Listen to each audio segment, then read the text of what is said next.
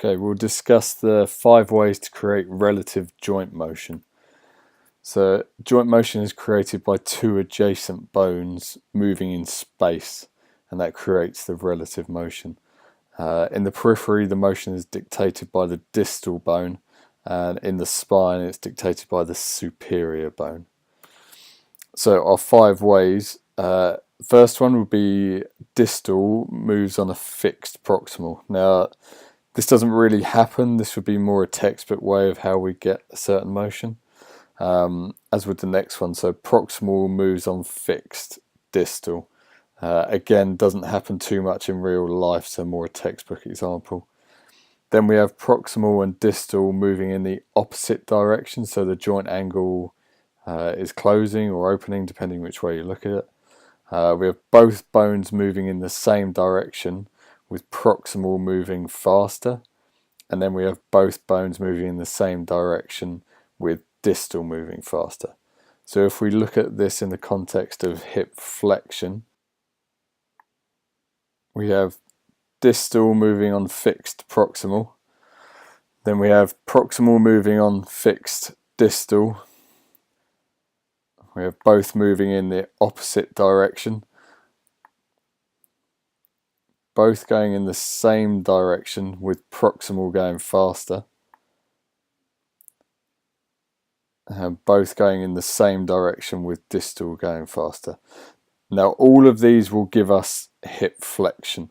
If we skip back, the actual reality is definitely in my case, I can't do one being fixed. So into this position, as the knee comes up through a flexion motion, we'll get flexion at the hip, but it very much depends what my pelvis is doing as to how I'm getting that. So in reality, my pelvis is going to be rotating backwards potentially, so that wouldn't be then classed as fixed. We then have both moving in the same direction, so both moving in a clockwise direction with the distal going faster. However, you may find some people that go into an anterior tilt to get hip flexion. Therefore, you'd have this motion created by opposing direction. So you'd have the pelvis moving in the anti-clockwise direction and the femur moving in the clockwise direction. Same with the next part. So yeah, the pelvis, we have a anterior rotation or anti-clockwise motion, looking at it from this angle. Now it depends what my femur is going to do. Now my hamstrings are definitely going to limit me, so I will tend to sway backwards and get more knee flexion. So again, where's my femur going? My femur's probably going into more flexion. So this may be another opposing force rather than going the opposite direction, or rather than going the same direction.